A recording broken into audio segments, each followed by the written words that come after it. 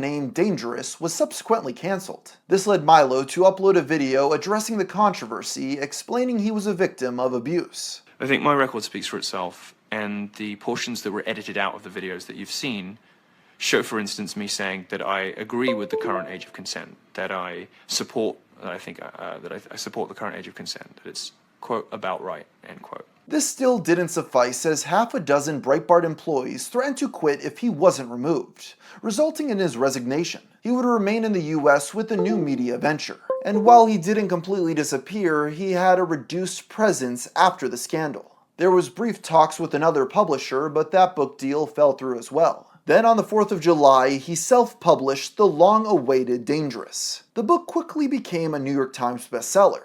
It drew a lot of publicity with his antagonism of Barnes & Noble, as well as complaints over his public Metro ads. If that wasn't enough, Milo filed a $10 million lawsuit against Simon & Schuster. He accused the publisher of breaching their contract in bad faith. As you can imagine, they called his suit meritless and publicity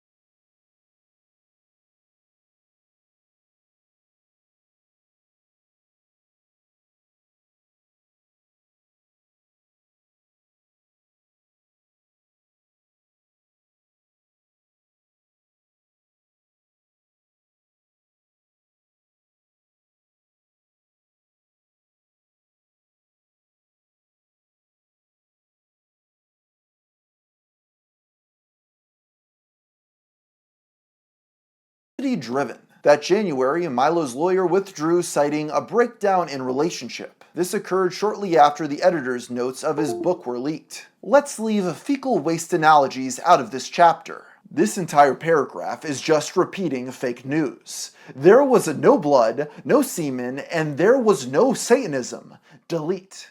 Milo began representing himself and withdrew the case entirely 2 months later. It was dismissed without costs or fees to either party. Simon & Schuster upheld their decision. In the meantime, Milo got married to his boyfriend, John, in Hawaii. It provided a rare glimpse into his personal life, which he usually obfuscated. What many people wondered, though, was how exactly he was still getting his money. Well, in July of 2017, it was revealed that a big reason he was able to become famous so fast was funding from the hedge fund billionaire Robert Mercer. The Mercer family had investments in Breitbart, Cambridge Analytica, and Donald Trump. They continued offering Milo financial and legal support for his visa. The supposed distance from Breitbart after his fall from grace was also called into question. He got help from their editor-in-chief to set up his own company, Milo Inc. This was only the beginning, with BuzzFeed managing to obtain their internal documents. You see, at the time it was important for Milo to have separation publicly from overt racists. He made it a point to get retractions from the press over claims he was alt-right. BuzzFeed published emails proving he consulted and worked closely with open white supremacists, though. He was also filmed singing